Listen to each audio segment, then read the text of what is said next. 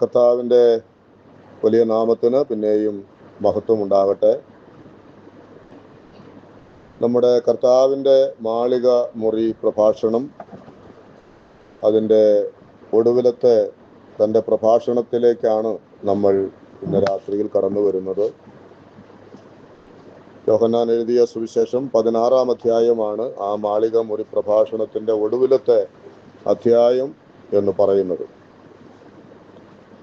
ആ 16-ാം അധ്യായത്തിലെ മിക്കവാറും വേദഭാഗങ്ങൾ മുൻപുള്ളതായ അധ്യായങ്ങളിലെ പഠനങ്ങളിൽ ഉൾപ്പെട്ട് വന്നിട്ടുണ്ട്.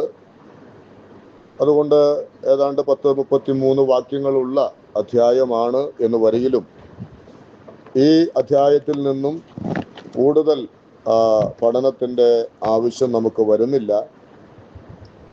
പല കാര്യങ്ങളും മുൻപുള്ള പഠനത്തിൽ നമ്മുടെ ധ്യാനത്തിൽ അത് വന്നിട്ടുണ്ട് എന്നുള്ളത് കൊണ്ടാണ് ആ നിലയിൽ നമ്മൾ തുടരുവാൻ തക്കവണ്ണം ആഗ്രഹിക്കുന്നത്. എങ്കിലും വളരെ പ്രധാനപ്പെട്ടതായിരിക്കുന്ന ചില കാര്യങ്ങൾ മാത്രം ഈ അധ്യായത്തിൽ നിന്നും ധ്യാനിക്കുവാൻ ദൈവത്തിൻ്റെ ആത്മാവ് നമ്മെ സഹായിക്കട്ടെ.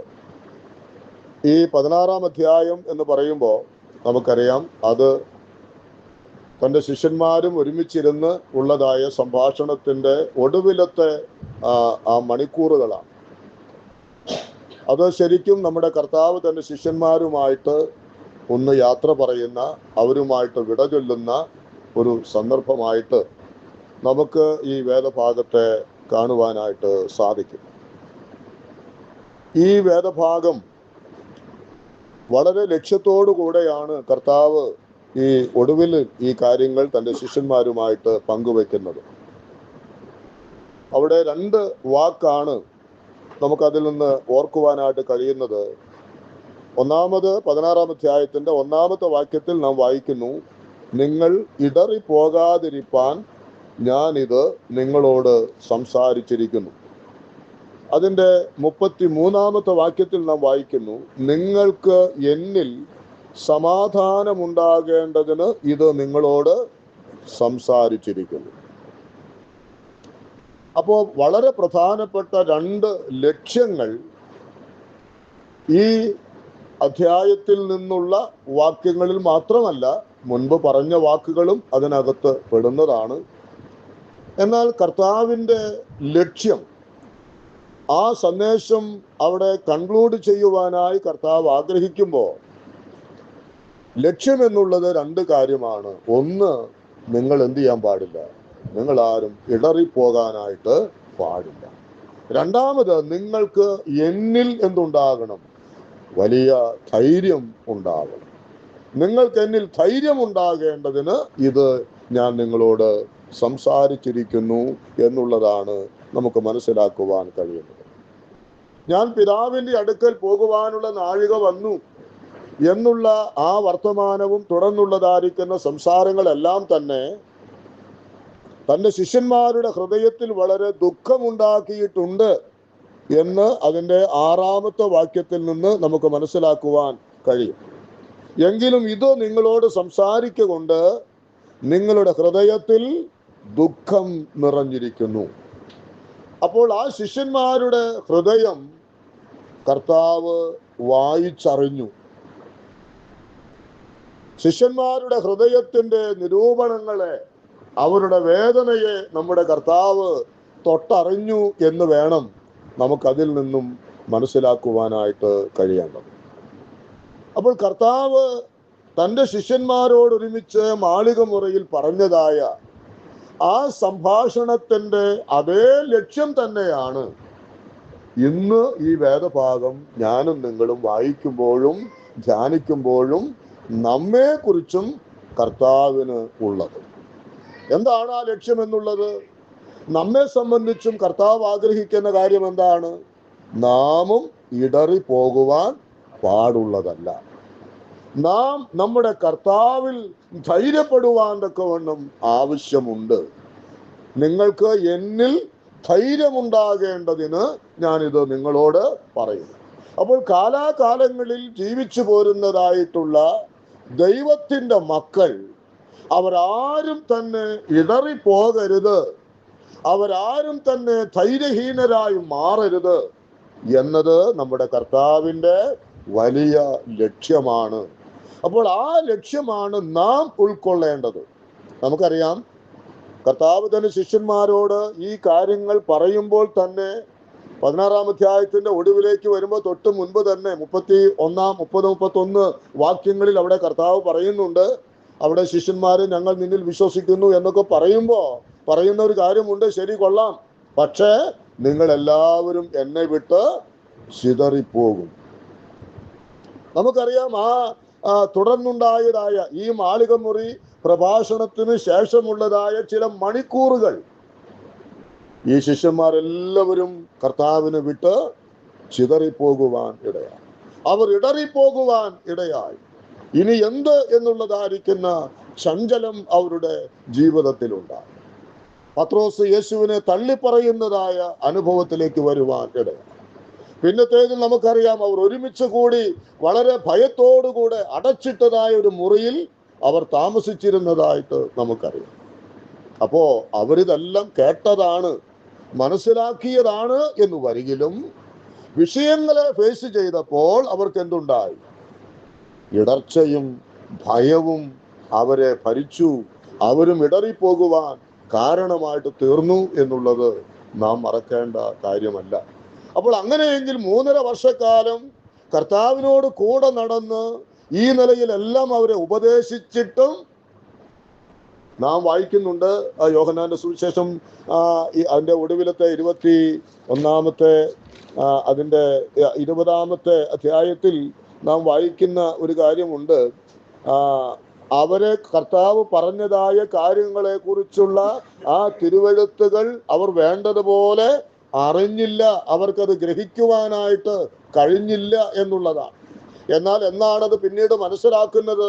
നമുക്കറിയാം, പരിശുദ്ധാത്മാവ് വരുമ്പോൾ അവൻ നിങ്ങളെ സകലവും ഓർമ്മപ്പെടുത്തി തരും, നിങ്ങളെ ഗ്രഹിപ്പിക്കും എന്ന് പറഞ്ഞ ആ വാക്കാണ് പിന്നത്തേതിൽ അവരെ വഴി നടത്തിയത് എന്ന് നമുക്കറിയാം. അപ്പൊ ഞാൻ പറഞ്ഞു വന്നത്, തൻ്റെ ശിഷ്യന്മാരെ കുറിച്ചുള്ളതായ കർത്താവിൻ്റെ ലക്ഷ്യം അവർ ഒരിക്കലും ഇടറിപ്പോകരുത്, അവർ ധൈര്യമുള്ളവരായിട്ട് ജീവിക്കണം.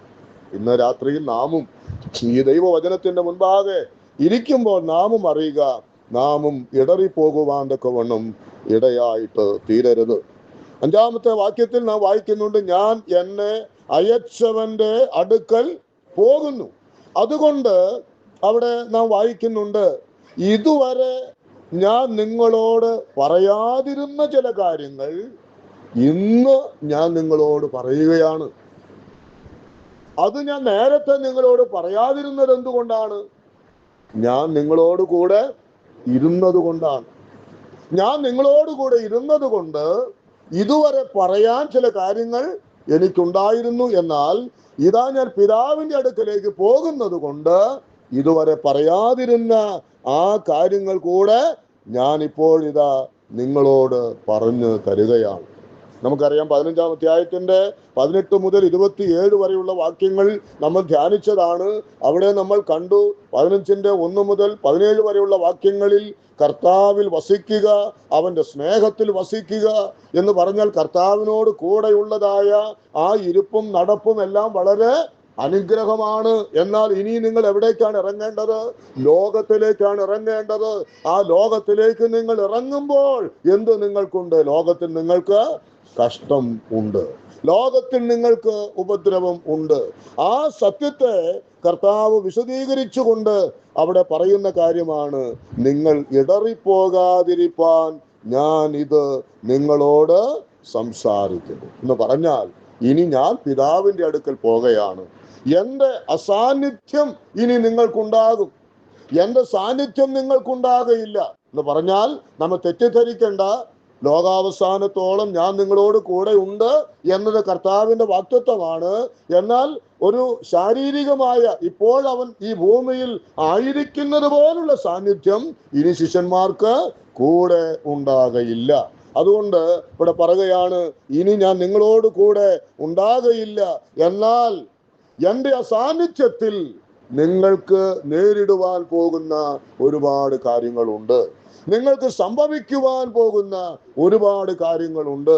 അങ്ങനെ നേരിടേണ്ടതായി വരുമ്പോൾ, നിങ്ങൾ പ്രതീക്ഷിക്കാത്ത നിലയിൽ കാര്യങ്ങൾ സംഭവിക്കുമ്പോൾ നിങ്ങൾ എന്ത് ചെയ്യണം? ഞാൻ പറഞ്ഞ കാര്യങ്ങൾ നിങ്ങൾ ഓർക്കണം. നമുക്ക് ആ വേദഭാഗത്തേക്ക് തുടർന്നുള്ള പഠനത്തിലേക്ക് നമുക്ക് വരാം. അവിടെ കർത്താവ് പറഞ്ഞ ആ ലക്ഷ്യത്തിലേക്ക് നമുക്കൊന്ന് വരാം. അതിന്റെ 1-ാമത്തെ വാക്യത്തിൽ നാം വായിച്ചതുപോലെ, നിങ്ങൾ ഇടറി പോകാതിരിക്കുവാൻ ഞാനിത് നിങ്ങളോട് സംസാരിച്ചിരിക്കുന്നു എന്ന് പറഞ്ഞാൽ, ഞാൻ നിങ്ങളോട് പറഞ്ഞതായിരിക്കുന്ന ഈ വാക്കുകൾ വീഴാതിരിക്കുവാൻ നിങ്ങളെ സൂക്ഷിക്കുമെന്നാണ്. ഞാൻ നിങ്ങളോട് പറഞ്ഞു തന്നതായ ഈ കാര്യങ്ങൾ നിങ്ങൾ വീഴാതിരിക്കുവാൻ സൂക്ഷിക്കും. To keep you from falling away എന്നുള്ള ഒരു തർജ്ജമ ഞാൻ വായിച്ചു. വീഴാതിരിക്കുവാനായിട്ട് നിങ്ങളെ സൂക്ഷിക്കുന്നതാണ് എന്ത്? ഞാൻ നിങ്ങളോട് പറഞ്ഞു തന്നതായ ഈ മുന്നറിയിപ്പുകൾ. ഇവിടെ ഞാൻ എൻ്റെ ധ്യാനത്തിൽ വന്ന ഒരു ചിന്ത നിങ്ങളോട് പറയാം. നമ്മുടെ ജീവിതത്തിൻ്റെ നേരെ വരുന്നതായ പ്രതിസന്ധികളിൽ നാം ആദ്യം നോക്കേണ്ടതും ഓർക്കേണ്ടതും എന്താണ്? കർത്താവ് പറഞ്ഞതായ വാക്കുകളെ. എൻ്റെ ജീവിതത്തോടുള്ള ബന്ധത്തിൽ ഒരു സാധാരണ നിലയിലുള്ള ജീവിതം നയിക്കുമ്പോൾ നമുക്കത് അത്രയും ഭാരമായിട്ട് തോന്നില്ല. എന്നാൽ ചില പ്രതിസന്ധികൾ മുൻപിലേക്ക് വരുമ്പോൾ, ഇടറി പോകുവാൻ തക്കവണ്ണമുള്ള സാഹചര്യങ്ങൾ വരുമ്പോൾ, ഭയപ്പെടുവാൻ തക്കവണ്ണമുള്ള സാഹചര്യങ്ങൾ ഉണ്ടാകുമ്പോൾ, ആദ്യം നമ്മുടെ ഹൃദയം പോകേണ്ടത്, നമ്മുടെ ചിന്ത പോകേണ്ടത് എവിടേക്കായിരിക്കണം? നമ്മുടെ കർത്താവിൻ്റെ വാക്കുകളിലേക്കായിരിക്കും. അതാണ് ഇവിടെ കർത്താവ് പറയുന്നുണ്ട്. അത് സംഭവിക്കുമ്പോൾ ഞാൻ നിങ്ങളോട് ഇത് പറഞ്ഞിട്ടുണ്ടെന്ന് നിങ്ങൾ എന്ത് ചെയ്യണം? ഓർക്കണം. അത് നമ്മുടെ ഉത്തരവാദിത്വമാണ്. ബൈബിൾ ക്ലാസ് കേട്ടു, ഒരു നല്ല പ്രസംഗം കേട്ടു, അത് കേൾവിയിൽ അവസാനിക്കുവാനല്ല, അത് ഓർക്കത്തക്കവണ്ണം എന്തുണ്ടാകണം? ഹൃദയത്തിൽ സംഗ്രഹിക്കണം. ഹൃദയത്തിൽ അത് സംഗ്രഹിക്കുമ്പോഴാണ് ആ വിഷയവുമായി ബന്ധപ്പെട്ട് വരുന്നതായ പ്രശ്നങ്ങളെ നമുക്ക് അഭിമുഖീകരിക്കുവാനായിട്ട് കഴിയുകയുള്ളൂ. അതാണ് സങ്കീർത്തനക്കാരൻ പറയുന്നത് പോലെ, ഞാൻ പാപം ചെയ്യാതിരിക്കേണ്ടതിന് നിന്റെ വചനം എൻ്റെ ഹൃദയത്തിൽ സംഗ്രഹിച്ചിരിക്കുന്നു. അപ്പോൾ ഏത് കാര്യത്തോടുള്ള ബന്ധത്തിലാണോ പ്രതിസന്ധി വരുന്നത്, അവിടെ നിലനിൽക്കുവാനായിട്ട് നമുക്ക് എന്ത് വേണം? ദൈവത്തിൻ്റെ വചനം ആവശ്യമാണ്. അപ്പോൾ കർത്താവ് എന്ത് പറഞ്ഞു അത് നിങ്ങൾ ഓർക്കണം. കർത്താവ് ഒരു കാര്യവും പറയാതെ നമ്മെ ലോകത്തിലേക്ക് വിട്ടിട്ടില്ല. ഈ ലോകത്തിൽ നമ്മൾ ജീവിക്കുമ്പോൾ നാം നേരിടേണ്ടതായിട്ട് വരുന്നതായ ഏത് പ്രതിസന്ധിയെ കുറിച്ചും കർത്താവ് പറഞ്ഞിട്ടുണ്ട്. ഒന്നും മറച്ചു വെച്ചിട്ടില്ല. അപ്പോൾ നാം അതിനെ ഫേസ് ചെയ്യുമ്പോൾ ഓർക്കേണ്ട കാര്യം, ഇത് കർത്താവ് പറഞ്ഞിട്ടുണ്ടല്ലോ, ഇത് കർത്താവ് പറഞ്ഞിട്ടുണ്ടല്ലോ. അപ്പോൾ അത് എന്തു വരുന്നില്ല? നമ്മുടെ മുഴുവൻ ഏകാഗ്രതയും നമ്മുടെ ശ്രദ്ധയും എല്ലാം എവിടേക്ക് കോൺസെൻട്രേറ്റ് ചെയ്യപ്പെടും? കർത്താവിൽ കോൺസെൻട്രേറ്റ് ചെയ്യപ്പെടും. അപ്പോൾ കർത്താവ് ഇത് പറഞ്ഞിട്ടുണ്ട്, ഇത് കർത്താവിൻ്റെ വചനമാണ് എന്ന് നമ്മുടെ ഹൃദയത്തിൽ ഉറപ്പ് വരുമ്പോൾ തന്നെ നമ്മുടെ ഹൃദയം ആശ്വസിക്കുവാൻ അത് കാരണമാണ്, ധൈര്യമുണ്ടാകുവാൻ അത് കാരണമായിട്ട് തീരും. അതാണ് ഇവിടെ കർത്താവ് പറഞ്ഞത്, നിങ്ങൾ ഇടറിപ്പോകാതിരിപ്പാൻ, നിങ്ങൾ വീണു പോകാതിരിക്കുവാൻ ഇത് നിങ്ങളെ സഹായിക്കും. ഏത് സഹായിക്കും? ഞാൻ നിങ്ങളോട് പറഞ്ഞു തന്ന ഈ കാര്യങ്ങൾ നിങ്ങളെ സഹായിക്കും. കഴിഞ്ഞ ദിവസം UP-യിൽ വേല ചെയ്യുന്ന ഒരു ദൈവദാസനെ കണ്ടുമുട്ടുവാൻ തക്കവണ്ണം ഇടയായി. താൻ സംസാരിച്ചപ്പോൾ താൻ പറയുകയുണ്ടായി, അടുത്ത കാലത്ത് അവിടെ വലിയ പ്രശ്നങ്ങളാണ്. വിശ്വാസികളായിരിക്കുന്ന ആളുകളെ ജയിലിൽ അടച്ച് ആ നിലയിൽ മുൻപോട്ട് പോകുന്നവരാണ്. അപ്പോൾ താൻ പറഞ്ഞ ഒരു കാര്യമുണ്ട്, ഞാൻ ആയിരിക്കുന്ന സഭയിലെ ചില വിശ്വാസികൾ അവരിന്ന് ജയിലിലാണ്, അവർ കുടുംബമായിട്ട് ജയിലിലാണ്. അവരോട് വന്ന് അധികാരികൾ പറഞ്ഞു, മേലാൽ നിങ്ങൾ ഈ നാമം ഉച്ചരിച്ചുകൂടാ, പ്രാർത്ഥിച്ചുകൂടാ, ആരാധിച്ചുകൂടാ. അവര് തങ്ങളുടെ ബൈബിൾ അവരുടെ നെഞ്ചോട് ചേർത്ത് പിടിച്ചു. എന്നിട്ട് അവർ പറഞ്ഞു, ഒരു കാരണവശാലും ഈ നാമത്തെ ഞങ്ങൾ ഉപേക്ഷിക്കില്ല. അപ്പോൾ അവർ പറഞ്ഞു, നിങ്ങളെ ഞങ്ങൾ ജയിലിലിടും, കൊണ്ടുപോയിക്കോളൂ. ആ ദേവദാസൻ പറയാണ്, അവർക്ക് ഈ ഭൂമിയിൽ നഷ്ടപ്പെടാൻ ഒന്നുമില്ല. അവർ പണ്ടേ ദരിദ്രരാണ്. അവർക്ക് ഇവിടെ നഷ്ടപ്പെടാനായിട്ട് ഒന്നുമില്ല. പക്ഷെ അവർക്ക് ഒരൊറ്റ കാര്യത്തിൽ മാത്രമാണ് വിശ്വാസം, ഞങ്ങളുടെ കർത്താവാണ് ഞങ്ങളുടെ എല്ലാം. ആ പറഞ്ഞു കേട്ട മാത്രയിൽ തന്നെ അധികാരികൾ അവരെ പിന്നെ എവിടേക്കാണ് കൊണ്ടുപോയത്? ജയിലുകൾക്കകത്തേക്ക് കൊണ്ടുപോയി. അപ്പോൾ ജീവിതത്തിൽ അവർ ഓർത്ത കാര്യം എന്താണ്? ഇത് കർത്താവിന്റെ വചനമാണ്. അവർ ബൈബിൾ കോളേജിലൊന്നും പഠിച്ചവരല്ല, അവര് സമ്പന്നന്മാരല്ല, അവർക്ക് വലിയ അറിവുകളൊന്നും ഉള്ളവരല്ല. പക്ഷേ എങ്കിൽ അവരുടെ ഹൃദയത്തിൽ ഒരു വിശ്വാസം ഉണ്ടായിരുന്നു. ജയിലുകൾക്കകത്തേക്ക് പോകേണ്ടി വന്നാലും ഇല്ല, ഞങ്ങൾ വിശ്വസിച്ച കർത്താവിനെ തള്ളിപ്പറയില്ല. അവരെ ഇടറിപ്പോകാതിരിക്കുവാൻ, വീഴാതിരിക്കുവാൻ സഹായിച്ചതെന്താണ്? കർത്താവിന്റെ വചനങ്ങളാണ്. നാമും ഇതുപോലുള്ളതായിരിക്കുന്ന പ്രതിസന്ധികളെ നേരിടേണ്ടതായിട്ട് വരുമ്പോൾ ഓർക്കേണ്ടത് കർത്താവിന്റെ വചനമാണ് എന്നുള്ളത് നാം മനസ്സിലാക്കേണ്ടതുണ്ട്. അവിടെ ആ ഇടറിപ്പോകാതിരിക്കുക എന്നുള്ളതിന് ഒഫൻഡഡ് എന്ന മറ്റൊരു വാക്ക് എനിക്ക് വായിക്കുവാനായിട്ട് സാധിച്ചു. അതിന്റെ അർത്ഥം ഞാൻ മനസ്സിലാക്കിയത് എങ്ങനെയാണ്? നമ്മുടെ വികാരങ്ങൾ മുറിപ്പെടാതിരിക്കുക എന്ന് പറഞ്ഞാൽ, ഞാൻ അതിന്റെ ആശയം ഇങ്ങനെ പറയാം. ഒരു വ്യക്തി കർത്താവിനെ വിശ്വസിക്കുന്ന സമയത്ത്, അനുഗമിക്കുന്ന സമയത്ത് ഒരുപക്ഷെ ഒരുപാട് പ്രതീക്ഷകളാണ്. ഒരുപാട് പ്രതീക്ഷകൾ. എല്ലാം ഇങ്ങനെ അനുഗ്രഹമായിരിക്കും, നന്മയായിരിക്കും, പ്രാർത്ഥനയ്ക്ക് ഉത്തരമുണ്ട്, ഒരു കാര്യത്തിന് ഒരു കുഴപ്പവും ഉണ്ടാകില്ല, സന്തോഷകരമായ സമാധാനപരമായ ഒരു ജീവിതമായിരിക്കും ഇങ്ങനെ മുൻപോട്ട് പോകുന്നതെന്ന് കരുതുന്ന സമയത്ത് എന്തുണ്ടാകുന്നു? ഇതാ പ്രയാസങ്ങൾ വരുന്നു. ഉടനെ തന്നെ എല്ലാം നന്നായിട്ട് പോകുന്നു എന്നുള്ള ആ വികാരം മനസ്സിലിരിക്കുമ്പോൾ അതിന് തടസ്സമായിട്ട് ഇതാ തന്റെ മുമ്പിൽ ഒരു കാര്യം വരുന്ന സമയത്ത് അവർ ഒഫൻഡഡ് ആകുന്നു എന്ന് പറഞ്ഞാൽ മുറിപ്പെട്ടവരായി മാറുന്നു, വേദനിക്കുന്നവരായിട്ട് മാറുന്നു. ഞാൻ ഇങ്ങനെയൊന്നുമല്ലല്ലോ വിചാരിച്ചിരുന്നത്, കർത്താവിനെ അനുഗമിക്കാൻ തീരുമാനിച്ചപ്പോൾ ഇങ്ങനെ ആയിരുന്നില്ലല്ലോ എന്ന പ്രതീക്ഷകൾ ആയിരുന്നത്. കർത്താവ് പറയുന്നു, നിങ്ങൾ ഒഫൻഡഡ് ആകാതിരിപ്പാൻ, നിങ്ങളുടെ ഹൃദയം മുറിവേറ്റ്, നിങ്ങളുടെ ഹൃദയം വ്രണപ്പെട്ട് പോകാതിരിപ്പാൻ നിങ്ങൾ എന്തു ചെയ്യണം? എൻ്റെ വാക്കുകൾ നിങ്ങൾ കേൾക്കണം. അതിനെ നിങ്ങൾ ഓർക്കേണ്ടതിൻ്റെ വലിയ ആവശ്യമുണ്ട് എന്നുള്ളതാണ് നമുക്ക് മനസ്സിലാക്കുവാനായിട്ട് കഴിയുന്നത്. എബ്രായ ലേഖനം 2-ാം അധ്യായത്തിന്റെ 1-ാമത്തെ വാക്യം ഇതിനോട് ചേർന്ന് നമുക്കൊന്ന് വായിക്കാൻ പറ്റുന്നതായ ഒരു വാക്യമാണ്. എബ്രായ ലേഖനം 2-ാം അധ്യായത്തിന്റെ 1-ാം വാക്യത്തിൽ, അതുകൊണ്ട് നാം എപ്പോഴെങ്കിലും ഒഴുകിപ്പോകാതിരിക്കേണ്ടതിന് കേട്ടത് അധികം ശ്രദ്ധയോടെ കരുതിക്കൊള്ളുവാൻ ആവശ്യമായി. അവിടെ ആ വാക്ക് ഡ്രിഫ്റ്റ് എവേ, ഒഴുക്കിനൊത്ത നീക്കം എന്നാണ് ആ വാക്കിന് കൊടുത്തിരിക്കുന്ന ആശയം. നിങ്ങൾ ഒഴുക്കിനൊത്ത് നീങ്ങാതിരിപ്പാൻ എന്ത് ചെയ്യണം? കേട്ടത് അധികം ശ്രദ്ധയോടെ നിങ്ങൾ കരുതണം. അല്ലെങ്കിൽ എന്താ സംഭവിക്കുക? കർത്താവിനെ അനുഗമിക്കാൻ തീരുമാനിച്ചു, ക്രിസ്തീയ ജീവിതത്തിലേക്ക് കാലെടുത്തു വെച്ചു, മുഴുവൻ പ്രശ്നങ്ങളാണ്.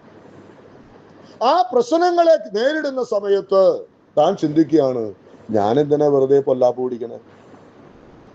ഈ കർത്താവിനെ വിട്ടുപോയാൽ എനിക്കൊരു പ്രശ്നമില്ല, ഈ നിന്ന ആവശ്യമില്ല, അപമാനം ആവശ്യമില്ല, ഒറ്റപ്പെടലുകൾ ആവശ്യമില്ല, ഉപദ്രവങ്ങൾ ആവശ്യമില്ല. എന്ത് ചെയ്തേക്കാം? ഈ മാർഗം അങ്ങ് വിട്ടേക്കാം. അതാണ് ഒഴുക്കിനൊത്ത് നീങ്ങുക, ഒഴുക്കിനനുസരിച്ച് ജീവിക്കുക, മറ്റുള്ളവർ എങ്ങനെയായിരിക്കുന്നുവോ അതുപോലെ പോകാനുള്ളതായ താല്പര്യം. കർത്താവിന് വേണ്ടി ജീവിക്കുന്നെങ്കിലോ അവിടെ നിന്നയുണ്ട്, ഒറ്റപ്പെടലുകളുണ്ട്, അപമാനങ്ങളുണ്ട്, കഷ്ടനഷ്ടങ്ങളുണ്ട്. ഇങ്ങനെയൊന്നും ആയിരുന്നില്ല ഞാൻ ചിന്തിച്ചത്. എന്നാൽ ഇതിനേക്കാൾ നല്ലത്, ഈ കഷ്ടതയേക്കാൾ നല്ലത്, ഈ വേദനയേക്കാൾ നല്ലത്, ഈ ഒറ്റപ്പെടലിനേക്കാൾ നല്ലത് എന്താണ്? ഇതിനങ്ങ് തൽക്കാലം മാറ്റിവെക്കുന്നതാണ് നല്ലത്. അതുകൊണ്ട് എന്തു ചെയ്യുന്നു? ഒഴുക്കിനൊത്ത് മുൻപോട്ട് പോകുകയാണ്, ഒഴുകിപ്പോകുകയാണ്, ബലമില്ലാത്തവനായി തീരുകയാണ് ചെയ്യുന്നത്. അവിടെയാണ് കർത്താവ് പറഞ്ഞത്, നിങ്ങൾ ഇടറിപ്പോകാതിരിക്കുവാൻ, നിങ്ങൾ നിലനിൽക്കുവാൻ വേണ്ടിയാണ് ഞാനിത് നിങ്ങളോട് പറയുന്നത് എന്ന വാക്കാണ് അവിടെ നമുക്ക് കാണുവാനായിട്ട് കഴിയുന്നത്. ഇതിന് സമാനമായ മറ്റൊരു വാക്യം മത്തായിയുടെ സുവിശേഷം 11-ാം അധ്യായത്തിന്റെ 6-ാമത്തെ വാക്യത്തിൽ യോഹന്നാൻ സ്നാപകനോടുള്ള ബന്ധത്തിൽ നമ്മുടെ കർത്താവ് പറയുന്ന ഒരു വാക്കുകൂടെ നമുക്ക് ശ്രദ്ധിക്കേണ്ടതായിട്ടുണ്ട്. മത്തായിയുടെ സുവിശേഷം 11:6 അവിടെ യോഹന്നാൻ തടവിലായിരിക്കുന്ന സമയം കർത്താവിനോട് ചെന്നിട്ട് ചോദിക്കുകയാണ്, വരുവാനുള്ളവൻ നീയാണോ അതോ മറ്റൊരുത്തനെ ഞങ്ങൾ കാത്തിരിക്കണമോ എന്ന് ചോദിക്കുമ്പോൾ കർത്താവ് അവനോട് പറയാൻ വേണ്ടിയിട്ട് പറഞ്ഞേൽപ്പിക്കുന്ന ഒരു കാര്യമുണ്ട്. എന്നിട്ട് 6-ാം വാക്യത്തിൽ വായിക്കുന്നു, എന്നാൽ എങ്കൽ ഇടറിപ്പോകാത്തവനെല്ലാം ഭാഗ്യവാൻ എന്ന് ഉത്തരം പറഞ്ഞു. അവിടെ വായിക്കുന്നത് അവിടെയും ഒഫൻഡഡ് എന്ന വാക്കാണ്. എങ്കൽ ഇടറിപ്പോകാത്തവൻ ഭാഗ്യവാനാണ്. അപ്പോൾ ഇടറിപ്പോകുക എന്നുള്ളത് ദൈവത്തിന്റെ ഹിതത്തിൽപ്പെട്ട ഒരു കാര്യം അല്ല എന്നുള്ളതാണ്. അപ്പോ ഇവിടെ യോഹന്നാൻ ആ സ്നാപകൻ താനിപ്പോൾ ജയിലിലാണ്, ഇതെന്തുകൊണ്ടാണ് എന്നുള്ളതായ ഒരു സംശയം തന്റെ ഹൃദയത്തിൽ അങ്കുരിച്ചു. അതുവരെ ഇല്ലാതിരുന്ന താൻ തന്നെ പറഞ്ഞ വാക്ക് എന്താണ്? അവനോ വളരണം, ഞാനോ കുറയണം. അവന്റെ ചെരുപ്പിന്റെ വാറഴിപ്പാൻ ഞാന് യോഗ്യനല്ല എന്ന് പറഞ്ഞ് കർത്താവിനെ പ്രകീർത്തിച്ച അതേ ദൈവദാസൻ ഇന്ന് കാരാഗ്രഹത്തിന്റെ അനുഭവത്തിലേക്ക് ചെല്ലുമ്പോൾ അവൻ എന്തുണ്ടായി? ഒരു ചഞ്ചലിപ്പുണ്ടായി, ഒരു സംശയം അവന്റെ ഹൃദയത്തിലേക്ക് കടന്നു വന്നു. അപ്പോൾ ഇവിടെ ഒരു കാര്യം നാം വ്യക്തമാക്കുക, കർത്താവ് ഈ 15-ാം അധ്യായത്തിന്റെ 18 മുതലുള്ള വാക്യങ്ങളിൽ ലോകം നിങ്ങളെ പകയ്ക്കും ഉപദ്രവിക്കും എന്നൊക്കെ പറഞ്ഞിട്ടാണ് പറയുന്നത്, നിങ്ങൾ എന്നിൽ ഇടറിപ്പോകാതിരിക്കാനാ ഞാനിത് നിങ്ങളോട് പറയുന്നത്. എപ്പോഴാ ഈ ഇടർച്ചയൊക്കെ വരുന്നതെന്നറിയാമോ? പ്രശ്നങ്ങൾ വരുമ്പോഴാ. യോഹന്നാൻ സ്നാപകന് അതുവരെ ഉണ്ടായിരുന്ന ധൈര്യം ചോർന്നു പോയതപ്പോഴാ, പ്രശ്നങ്ങൾ വന്നപ്പോഴാണ്. കാരാഗ്രഹത്തിൽ അവൻ അടയ്ക്കപ്പെട്ടപ്പോഴാണ് അവന്റെ ഹൃദയത്തിൽ ഒരു ചോദ്യം, വരുവാനുള്ളവൻ നീ തന്നെയാണോ? ഇവനാണ് ദൈവപുത്രൻ എന്ന് ദൈവം തന്നെ തനിക്ക് വെളിപ്പെടുത്തി കൊടുത്ത ദൈവദാസന. നീ ആരെയാണോ സ്നാനപ്പെടുത്തുമ്പോൾ ആരുടെ മേലാണോ പരിശുദ്ധാത്മാവ് വരുന്നത്, അവനാണ് ദൈവപുത്രൻ എന്ന് ലോകത്തിന് മുമ്പാകെ വെളിപ്പെടുത്തി കൊടുത്തതാണ് ആര്? യോഹന്നാൻ സ്നാപകൻ. ആ ദൈവത്തിന്റെ വൃദ്ധനാണ് ഇപ്പോൾ ഇവിടെ എന്തുണ്ടാകുന്നത്? ഒരു സംശയം. അപ്പോഴാണ് കർത്താവിനോട് മറുപടി പറയുന്നത് എന്ത്? എങ്കൽ ഇടറിപ്പോകാത്തവനാണ് ഭാഗ്യവാൻ. അതാണ് ഭാഗ്യം, അതാണ് അനുഗ്രഹം. കാരാഗ്രഹം മുൻപിൽ വരുന്നു എന്നറിയുമ്പോഴും ധൈര്യത്തോടുകൂടെ നിൽക്കുന്നതാണ് ഭാഗ്യം. അവിടെ എളുപ്പമുള്ളതിലേക്ക് മാറുക എന്നുള്ളതല്ല ഭാഗ്യം. പ്രയാസങ്ങൾ ഇല്ലാത്തതിലേക്ക് ചുവട് വെക്കുക എന്നുള്ളതല്ല ഭാഗ്യം. കർത്താവ് ഭാഗ്യമായിട്ട് കാണുന്നത് ഇടർച്ചകൾ, പ്രതികൂലങ്ങൾ മുൻപിൽ വരുമ്പോൾ അവിടെ ധൈര്യത്തോടുകൂടെ നിൽക്കുവാനായിട്ട് കഴിയുമ്പോഴാണ്. എബ്രായ ലേഖനത്തിലെ വാക്യങ്ങളും നമ്മൾ വായിച്ചു. അവിടെയും എന്താ വിഷയം നമുക്കറിയാമല്ലേ? അവരെ കുറിച്ച് പൗലോസ് അപ്പോസ്തലൻ ആ ലേഖനം എഴുതുമ്പോൾ ഒടുവിൽ വരുന്നത് എന്താണ്? യഥാസ്ഥാനത്വത്തെ കുറിച്ചാണ് പറയുന്നത്. അപ്പോൾ 1-ാം നൂറ്റാണ്ടിൽ ഉണ്ടായിരുന്ന ആ ദൈവധനം, അവർ നേരിട്ടതായിരിക്കുന്ന പീഡനങ്ങൾ വർദ്ധിച്ചു വർദ്ധിച്ചു വന്നപ്പോ കർത്താവിൽ നിന്നും ഒരു പടിയെങ്കിലും അകലുവാനുള്ളതായ വ്യഗ്രത അവർക്കുണ്ടായപ്പോഴാണ് പൗലോസ് അവരോട് പറഞ്ഞത് എന്ത്? നിങ്ങൾ വല്ലപ്പോഴും ഒഴുകിപ്പോകാതിരിക്കേണ്ടതിന് കേട്ടതധികം ശ്രദ്ധയോടെ കരുതിക്കൊള്ളണം. അപ്പോൾ ഈ കേട്ടതിന് വിലയുള്ളത് എപ്പോഴാ? പ്രതിസന്ധി വരുമ്പോഴാ. നമ്മൾ എന്തിനായി ബൈബിൾ ക്ലാസ്സിന് വരുന്നത്? വചനം കേൾക്കാൻ. ഇതിന്റെ ഗുണം എപ്പോഴും ഉണ്ടാവണേന്നറിയോ?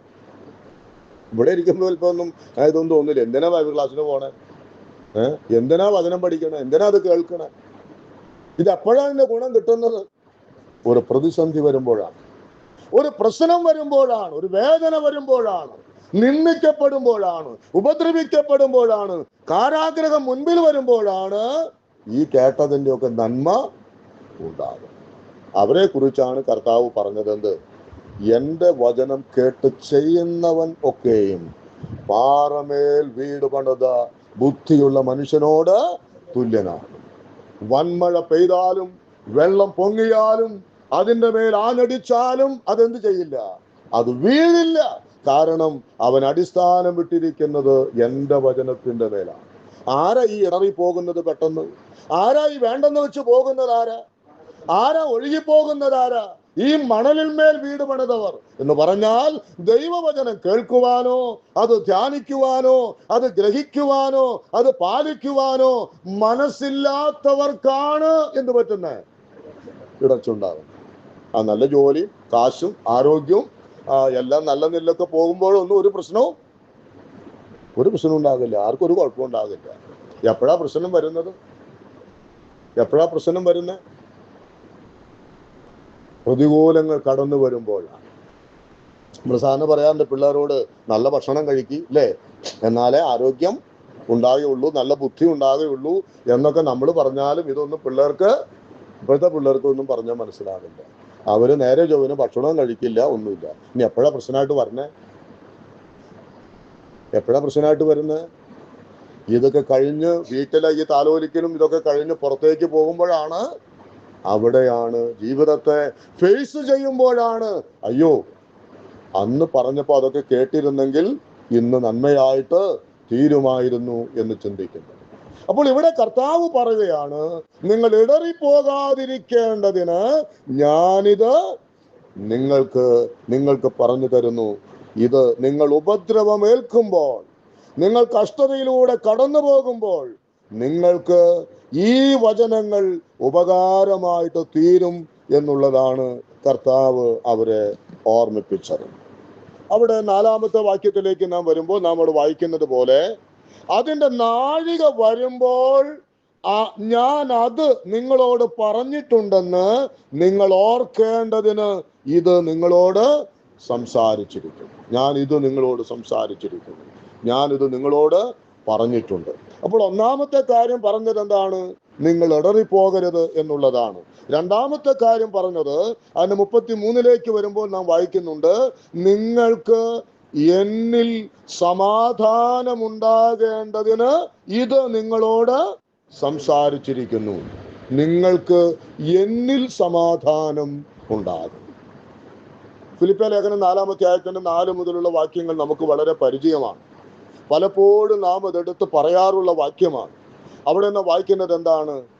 സകല ബുദ്ധിയെയും കവിയുന്ന ദൈവിക സമാധാനം നിങ്ങളുടെ നിലവുകളെയും ഹൃദയങ്ങളെയും ക്രിസ്തുയേശുവിങ്കൽ കാക്കും. ആർക്കാണ് ഈ സമാധാനം?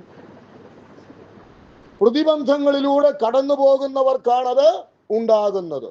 ആ സമാധാനം എന്നുള്ളത് എന്താണത്? ഇവിടെ കർത്താവ് പറഞ്ഞു, നിങ്ങൾക്ക് എന്നിൽ സമാധാനം ഉണ്ടാകേണ്ട. നിങ്ങളൊക്കെ പ്രതികൂലങ്ങളിലൂടെ കടന്നു പോകും.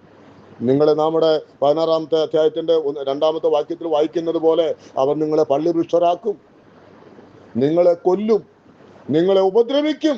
ഇതെല്ലാം ചെയ്യുമ്പോൾ നിങ്ങൾ ഓർക്കണമെന്ത്? നിങ്ങൾക്ക് എന്നിൽ സമാധാനമുണ്ടാകണം. ഇങ്ങനെയുള്ള വേളയിൽ കർത്താവിൽ സമാധാനമുണ്ടായാൽ മാത്രമേ ഒരു വ്യക്തിക്ക് നിലനിൽക്കുവാൻ കഴിയുകയുള്ളൂ. കർത്താവിൽ സമാധാനം, ആ സമാധാനത്തിന് മാത്രമേ അവനെ നിലക്കി നിർത്തുവാനായിട്ട് കഴിയുകയുള്ളൂ. അവിടെ ലോകം കൊണ്ടുകൊടുക്കുന്ന പണത്തിനോ, ലോകം കൊണ്ടുകൊടുക്കുന്ന അറിവുകൾക്കോ, ലോകം കൊണ്ടുകൊടുക്കുന്ന മറ്റ് യാതൊന്നിനും ആ വ്യക്തിക്ക് സമാധാനത്തെ നൽകുവാൻ കഴിയുകയില്ല. അവിടെയാണ് കർത്താവ് പറഞ്ഞത്, ലോകം തരാത്ത സമാധാനം. ലോകത്തിന് തരുവാൻ കഴിയാത്തതായ സമാധാനം നിങ്ങൾക്ക് എന്നിലുണ്ട്. അത് നിങ്ങൾക്ക് എങ്ങനെ ഉണ്ടാകുന്നത്? ഞാൻ പറഞ്ഞത് നിങ്ങൾ എന്ത് ചെയ്യണം? അത് നിങ്ങൾ ഓർക്കണം. ആകപ്പാടെ പ്രതിബന്ധങ്ങളിൽ നമ്മുടെ ഹൃദയം ഇങ്ങനെ നീറുമ്പോൾ, വേദനിക്കുമ്പോൾ, കിടന്ന് പിടയുമ്പോൾ കർത്താവിൻ്റെ വാക്കോർക്കുക. അപ്പോൾ കർത്താവിൻ്റെ വാക്കോർക്കുമ്പോൾ തന്നെ മിടിച്ചിരുന്നതായ ആ ഹൃദയം പതുക്കെ ശാന്തതയിലേക്ക് വരുവാൻ കാരണമായി. അപ്പോൾ ദൈവമക്കളെ, നാം ഇന്ന് രാത്രിയിൽ ഓർക്കുക, നമ്മുടെ കർത്താവിൻ്റെ വാക്കുകൾക്ക് വളരെ പ്രാധാന്യമുണ്ട് എന്നത് നാം മനസ്സിലാക്കണം. ഈ വേദഭാഗം ഞാനിങ്ങനെ ധ്യാനിച്ചുകൊണ്ടിരുന്ന സമയത്ത് മറ്റൊരു കാര്യം എൻ്റെ ഹൃദയത്തിലേക്ക് വന്നത്, ഇത് നമ്മുടെ കർത്താവിന് നമ്മോടുള്ളതായ തൻ്റെ സ്നേഹത്തെയും തൻ്റെ കരുതലിനെയും വെളിപ്പെടുത്തുന്ന ഒരു വാക്കാണ്. വളരെ പ്രധാനപ്പെട്ട ഒരു കാര്യമായിട്ടാണ് ആ ചിന്ത എനിക്ക് തോന്നിയത്. എന്ന് പറഞ്ഞാൽ, നമ്മുടെ കർത്താവിൻ്റെ നമ്മെക്കുറിച്ചുള്ള അവൻ്റെ സുരക്ഷിതത്വം. കാരണം എന്താണ്? മുന്നറിയിപ്പുകൾ തരികയാണ്. നിങ്ങൾക്ക് ഈ ലോകത്തിൽ കഷ്ടം ഉണ്ട്, നിങ്ങൾ ഉപദ്രവിക്കപ്പെടും, എന്നാൽ ഇത് ഞാൻ നിങ്ങളോട് പറഞ്ഞിട്ടുണ്ട്, അത് നിങ്ങൾ ഓർക്കുക. അപ്പോൾ തീർച്ചയായിട്ടും നമ്മുടെ കർത്താവ് തൻ്റെ മക്കളായിരിക്കുന്ന നമ്മെ ഈ ലോകത്തിലേക്ക് അയക്കുന്നതായ സമയത്ത് നാം സംരക്ഷിക്കപ്പെടണം. നാം ഇടറിപ്പോകുവാൻ പാടുള്ളതല്ല. നാം വല്ലപ്പോഴും ഒഴുകിപ്പോകുവാൻ പാടുള്ളതല്ല. നാം ഇങ്ങനെ നമ്മുടെ വികാരങ്ങൾ എന്ന് പറഞ്ഞാൽ ആത്മീക ജീവിതത്തെക്കുറിച്ചുള്ള ആ ലക്ഷ്യത്തിൽ നിന്ന് പിന്തിരിഞ്ഞ് മുറിവേറ്റവരായിട്ട് തീരണമെന്ന് ദൈവം ആഗ്രഹിക്കുന്ന കാര്യമല്ല. ഒരു വലിയ കെയറിങ്, ഒരു വലിയ സുരക്ഷിതത്വം നമുക്ക് ദൈവം തരുന്നുണ്ട്. ഞാനിങ്ങനെ ഓർത്ത ഒരു കാര്യമുണ്ട്. ചില അപകടങ്ങളൊക്കെ ചില ഇടങ്ങളിൽ നടക്കുന്ന സമയത്ത് നമ്മളെങ്കിലും അറിയാതെ പറഞ്ഞു പോയിട്ടുണ്ട്, അവിടെ ഒരു മുന്നറിയിപ്പ് ബോർഡ് ഉണ്ടായിരുന്നെങ്കിൽ ആ അപകടം സംഭവിക്കില്ലായിരുന്നു, ഒഴിവാകുമായിരുന്നു. അപ്പോൾ അവിടെ നമ്മുടെ ഹൃദയത്തിൽ വരുന്ന ചിന്ത എന്താണ്? ഈ കാര്യത്തെക്കുറിച്ച് ഒരു മുന്നറിവുണ്ടായിരുന്നെങ്കിൽ, അയ്യോ അത് സംഭവിക്കില്ലായിരുന്നല്ലോ. ചിലർ പറയും, അയ്യോ എൻ്റെ മക്കളെ കുറിച്ച് ആരെങ്കിലും ഒരു സൂചന തന്നിരുന്നെങ്കിൽ അത് സംഭവിക്കില്ലായിരുന്നല്ലോ. ഇതുപോലെ എത്രയോ സംഭവങ്ങൾ, ഒരു മുന്നറിയിപ്പ് ലഭിച്ചിരുന്നെങ്കിൽ, ഒരു സൂചന കിട്ടിയിരുന്നെങ്കിൽ ആ അനർത്ഥം സംഭവിക്കുമായിരുന്നില്ലല്ലോ എന്ന് നമ്മൾ ചിന്തിക്കുന്നവരാണ്. ഇവിടെയാണ് കർത്താവിൻ്റെ സുരക്ഷിതത്വം എന്ന് നാം പറയുന്നത്. കർത്താവ് അങ്ങനെ നമുക്ക് ഒരു മുന്നറിയിപ്പ് തരാതെയല്ല ഈ ഭൂമിയിൽ ആക്കി വെച്ചിട്ടുള്ളത്. നമുക്കറിയാം, മുന്നറിയിപ്പുകൾ അവഗണിക്കുന്നതും എന്തിലേക്കാ ചെന്ന് ചാടുന്നത്? അപകടങ്ങളിലേക്ക് തന്നെയാണ്. എത്രയോ മുന്നറിയിപ്പുകൾ ഓരോ ദിവസങ്ങളും നമ്മൾ യാത്ര ചെയ്യുമ്പോൾ കാണുന്നു. 100 മുന്നറിയിപ്പുകൾ നാം കാണുന്നു. എന്നാൽ ആ മുന്നറിയിപ്പുകളെല്ലാം ഉണ്ടായിരുന്നിട്ട് പോലും എത്രയോ വ്യക്തികൾക്കാണ് എന്ത് സംഭവിക്കുന്നത്? ഹാനി സംഭവിക്കുന്നു, മരണം സംഭവിക്കുന്നു, അനർത്ഥങ്ങൾ സംഭവിക്കുന്നു. അപ്പോൾ മുന്നറിയിപ്പുകൾ ഇല്ലാതിരിക്കുന്നത് അപകടമാണ്. മുന്നറിയിപ്പുകൾ തന്നിട്ട് അതിനെ അവഗണിക്കുന്നതും അപകടമാണ്. ഇവിടെ കർത്താവ് നമ്മോടുള്ളതായിരിക്കുന്ന ബന്ധത്തിൽ എന്താ ചെയ്തത്? നമുക്ക് വ്യക്തമായ മുന്നറിയിപ്പുകൾ കർത്താവ് തന്നിട്ടുണ്ട്. നിങ്ങൾ ഇടറിപ്പോകരുത്. അതുകൊണ്ടാണ് ഇതുവരെ ഞാൻ നിങ്ങളോട് ഈ കാര്യം പറഞ്ഞു തന്നിട്ടില്ല, എന്നാൽ ഇന്നിതാ ഞാൻ നിങ്ങളോട് പറയുന്നു, ലോകത്തിൽ നിങ്ങൾ ഉപദ്രവിക്കപ്പെടും, നിങ്ങൾ കൊല്ലപ്പെടും. പക്ഷെ നിങ്ങൾ ഇടറിപ്പോകാതിരിപ്പാൻ ഈ കാര്യങ്ങൾ നിങ്ങൾ ഓർക്കണം എന്നുള്ളതാണ് അവിടെ നമുക്ക് കാണുവാൻ കഴിയുന്നത്. ഇനി അതിൻ്റെ തുടർന്നുള്ളതായിരിക്കുന്ന വേദഭാഗത്ത് ചില കാര്യങ്ങൾ കൂടെ നമുക്ക് ചിന്തിക്കുവാൻ തക്കവണ്ണം ആവശ്യമായിട്ടുണ്ട്. നമ്മുടെ കർത്താവ് ലോകത്തു നിന്ന് പോയി കഴിയുമ്പോൾ ലോകം ഈ ശിഷ്യന്മാരോട് എന്തു ചെയ്യും, അല്ലെങ്കിൽ ലോകവും ഈ നമ്മുടെ ദൈവത്തിന്റെ മക്കളോടുള്ള ബന്ധത്തിൽ ലോകത്തിന്റെ ഏർപ്പെടലുകൾ എന്താണ്? അത് നാം നേരത്തെ ചിന്തിച്ചിട്ടുള്ള കാര്യമാണ്. എന്നാൽ 1-2 വാക്കുകളിൽ മാത്രം ഞാൻ പറയാം. 2-ാമത്തെ വാക്യത്തിൽ വായിക്കുന്നു, ലോകം നിങ്ങളെ ഉപദ്രവിക്കും. അതിൻ്റെ 20-ാമത്തെ വാക്യത്തിലേക്ക് വരുമ്പോൾ നാം വായിക്കുന്നത്, നിങ്ങൾ കരഞ്ഞ് വിലപിക്കും, ലോകമോ സന്തോഷിക്കും. ദൈവത്തിന്റെ മക്കൾ കഷ്ടതയിലൂടെ കടന്നു പോകുമ്പോൾ സന്തോഷിക്കുന്ന ഒരു കൂട്ടരാണ് ആര്? ലോകമക്കൾ. ഇവിടെ കർത്താവ് പറഞ്ഞ ഈ കോണ്ടെക്സ്റ്റ് ശിഷ്യന്മാരോടുള്ള ബന്ധത്തിലല്ല, മറിച്ച് കർത്താവ് നേരിടുവാൻ പോകുന്നതായ ആ കഷ്ടങ്ങൾ, അതാണല്ലോ യെശയ്യാവ് 53 നമ്മൾ കാണുന്നത്. കടന്നു പോകുന്നവരൊക്കെ എന്ത് ചെയ്യുന്നു? തലകുലുക്കി പരിഹസിക്കുന്നു. അപ്പോ ലോകം അതിൽ സന്തോഷിക്കുകയാണ്. യേശുവിന്റെ മരണത്തിൽ ലോകം സന്തോഷിക്കുകയാണ്. പക്ഷേ അവിടെ ദൈവത്തിന്റെ മക്കൾ, കർത്താവിന്റെ ശിഷ്യന്മാരെന്താ ചെയ്യുന്നത്? അവർ കരയുകയാണ്. ഇന്ന് അത് തന്നെയാണ്. ദൈവത്തിന്റെ മക്കൾ എന്ന് വിളിക്കപ്പെട്ടവർ ഏതെങ്കിലും തരത്തിലുള്ള നിന്ദകളിലൂടെ, അപമാനങ്ങളിലൂടെ കടന്നു പോകുമ്പോൾ സന്തോഷിക്കുന്ന ഒരു കൂട്ടരുണ്ടെങ്കിൽ അത് ലോകമാണ് എന്നുള്ളത് നമുക്കറിയാം. ആ സമയത്ത് നമുക്കെന്താ ഉണ്ടാകുന്നത്?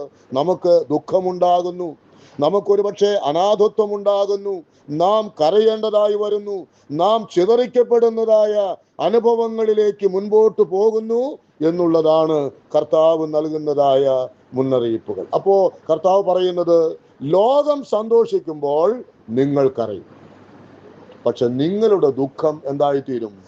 അത് സന്തോഷമായിത്തീരും.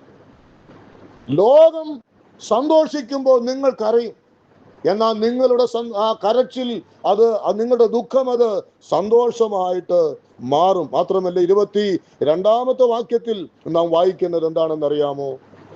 അങ്ങനെ നിങ്ങൾക്കും ഇപ്പോൾ ദുഃഖമുണ്ട് എങ്കിലും ഞാൻ പിന്നെയും നിങ്ങളെ കാണും, നിങ്ങളുടെ ഹൃദയം സന്തോഷിക്കും, നിങ്ങളുടെ സന്തോഷം ആരും നിങ്ങളിൽ നിന്ന് എടുത്തു കളയുകയില്ല. ആർക്കും എടുത്തു കളയുവാൻ പറ്റാത്ത നിലയിലുള്ളതായ സന്തോഷത്താൽ നിങ്ങൾ നിറയപ്പെടും. എപ്പോൾ? എൻ്റെ വാക്കുകൾ നിങ്ങൾ കേട്ട് അതിനെ ഓർത്ത് നിങ്ങൾ ഇടറിപ്പോകാതിരുന്നാൽ നിങ്ങളുടെ ഹൃദയം സന്തോഷിക്കും. ആർക്കും എടുത്തു കളയുവാൻ കഴിയാത്ത ആ സന്തോഷം നിങ്ങളുടെ ഹൃദയത്തിലേക്ക് നൽകുവാൻ ദൈവം ഇടവരുത്തും എന്നാണ് നാം വായിക്കുന്നത്. മാത്രമല്ല, ദൈവത്തിന്റെ മക്കളെ കുറിച്ച് നാം അവിടെ വായിക്കുന്ന 23-ാമത്തെ വാക്യത്തിലേക്ക് വരുമ്പോൾ നാം അത് ധ്യാനിച്ചു വിട്ട കാര്യമാണെങ്കിലും പറയട്ടെ, പ്രാർത്ഥനയ്ക്ക് നിങ്ങൾക്ക് ഉത്തരമുണ്ടാകും. എന്റെ വാക്കുകളെ നിങ്ങൾ ശ്രദ്ധിച്ച് ഇടറിപ്പോകാതെ, ഒഴുകിപ്പോകാതെ നിങ്ങൾ ഉറച്ചു നിന്നാൽ നിങ്ങളുടെ പ്രാർത്ഥനയ്ക്ക് എന്തുണ്ടാകും? നിങ്ങളുടെ പ്രാർത്ഥനയ്ക്ക് ഉത്തരമുണ്ടാകും. അതിൻ്റെ 27 മുതലുള്ളതായിരിക്കുന്ന വാക്യങ്ങൾ വായിക്കുമ്പോൾ അവിടെ നമുക്ക് കാണുവാൻ കഴിയുന്നത്, കുറെ കാര്യങ്ങളൊക്കെ കർത്താവ് തന്റെ ശിഷ്യന്മാരോട് പറയുമ്പോൾ അവർക്ക് ചില കാര്യങ്ങളൊക്കെ ബോധ്യമായതായിട്ടാണ് അവിടെ വായിക്കും. ഇതുവരെ അവർക്ക് ഇല്ലാതിരുന്നതായ ചില ബോധ്യങ്ങൾ കർത്താവ് അവർക്ക് നൽകുന്നു എന്നുള്ളത് നാം അവിടെ വായിക്കുന്നുണ്ട്. 27-ാം വാക്യത്തിൽ, നിങ്ങൾ എന്നെ സ്നേഹിച്ചു, ഞാൻ പിതാവിന്റെ അടുക്കൽ നിന്ന് വന്നിരിക്കുന്നു എന്ന് വിശ്വസിച്ചിരിക്ക കൊണ്ട് പിതാവ് താനും നിങ്ങളെ സ്നേഹിക്കുന്നു. അപ്പോൾ ഇതുവരെ ശിഷ്യന്മാരിൽ ഇല്ലാതിരുന്നതായ ഒരു പുതിയ തലത്തിലേക്ക് അവർ ആയിത്തീർന്നു, അവർ ഉയർത്തപ്പെട്ടു എന്നുള്ളതാണ് നമുക്കതിൽ നിന്നും മനസ്സിലാക്കുവാനായിട്ട് കഴിയുന്നത്. എന്നിട്ട് അതിൻ്റെ 29-ലേക്ക് വരുമ്പോൾ ശിഷ്യന്മാർ പറയുന്നു, ഇപ്പോൾ നീ സദൃശ്യമൊന്നും പറയാതെ സ്പഷ്ടമായി സംസാരിക്കുന്നു, നീ സകലവും അറിയുന്നുവെന്നും ആരും നിന്നോട് ചോദിപ്പാൻ നിനക്ക് ആവശ്യമില്ല എന്നും ഞങ്ങൾ ഇപ്പോൾ അറിയുന്നു. ഇതിനാൽ നീ ദൈവത്തിന്റെ അടുക്കൽ നിന്ന് വന്നിരിക്കുന്നു എന്ന് ഞങ്ങൾ വിശ്വസിക്കുന്നു എന്ന് പറഞ്ഞു. അവരിൽ കർത്താവ് തന്നെ ഒരു വലിയ വളർച്ച കണ്ടു.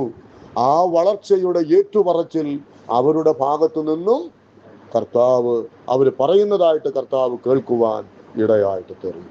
അപ്പോൾ ഇവിടെ നാം ഓർക്കേണ്ടതായ കാര്യം, കർത്താവിൻ്റെ വാക്കുകളെ നാം ശ്രദ്ധിച്ചുകൊണ്ട് ആ വാക്കുകളെ അടിവരയിട്ട് നാം ജീവിതം നയിച്ചാൽ ഏത് പ്രതികൂലങ്ങളിലും നമുക്ക് ധൈര്യത്തോടെ നിൽക്കുവാൻ കഴിയും എന്ന് മാത്രമല്ല, നമ്മുടെ ദൈവത്തിലുള്ളതായിരിക്കുന്ന വിശ്വാസം, അവനെ കുറിച്ചുള്ളതായിരിക്കുന്ന അറിവ് അത് വർദ്ധിച്ചു വരുന്നതിന് മാത്രമേ ഇടയായി തീരുകയുള്ളൂ എന്നുള്ളത് നാം മനസ്സിലാക്കേണ്ട ഒരു കാര്യമാണ്.